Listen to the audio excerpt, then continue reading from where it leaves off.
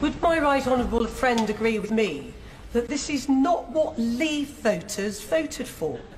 Leave voters and businesses in Broxtowe were promised a deal on trade, not after we've left the European Union, but at the time that we leave the European Union. They were told it would be the easiest deal in the history of trade deals. They were told it would convey the exact same benefits as our membership of the single market and the customs union.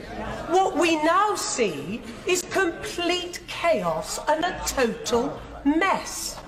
Would the Prime Minister consider that if her government can't get a grip on this, if Parliament can't get a grip on this, then it's time to face up to the fact that Brexit cannot be delivered, take it back to the people and have a people's vote. The people were given a vote. The people's vote happened in 2016 and the people voted to leave. Mr. Speaker, it must be obvious to the Prime Minister that there's no majority in this place for a hard or no deal Brexit, and she can't do the sensible thing on customs union and single market because half her party in the DUP won't let her. So is she never tempted by the suggestion of her honourable friend, the member for Broxtowe, that the way out of this mess for her and for the country will be a people's vote? No. The Prime Minister's problem that she's dancing to the tune of the hard Brexiteers, the duo from Uxbridge and Somerset, and that we shouldn't therefore be surprised that she's taking the country towards an inferior, low-grade, hard Brexit FTA deal. Will she give an undertaking that when this House, when members of Parliament look at that deal and decide actually it isn't right for the country, and that if we decide a different course, she will respect the decision of members of Parliament to put this question to a people's vote? The Prime Minister has chastised Labour's 6 tests. Let's look at the one that she has set, which is that frictionless trade must be the condition for signing up to the withdrawal agreement.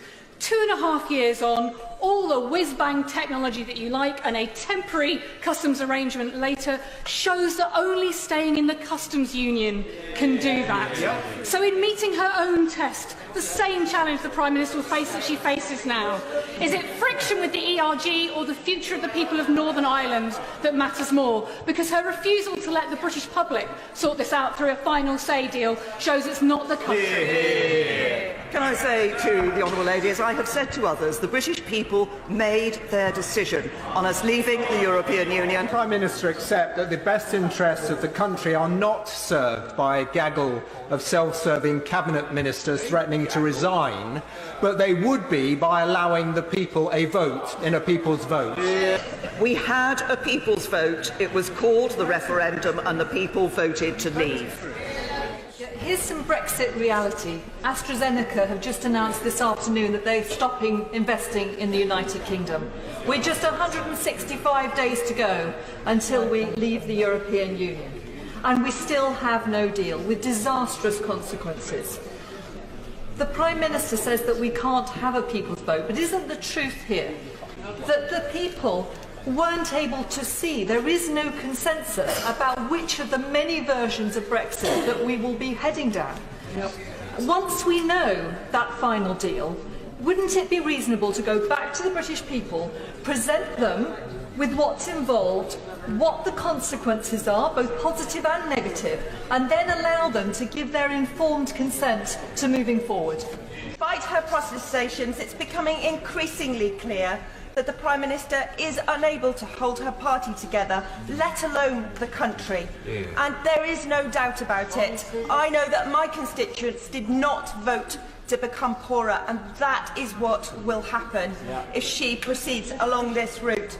Will the Prime Minister do the right thing and give the people the final say on the deal? I refer the Honourable Lady to the answer I have given previously.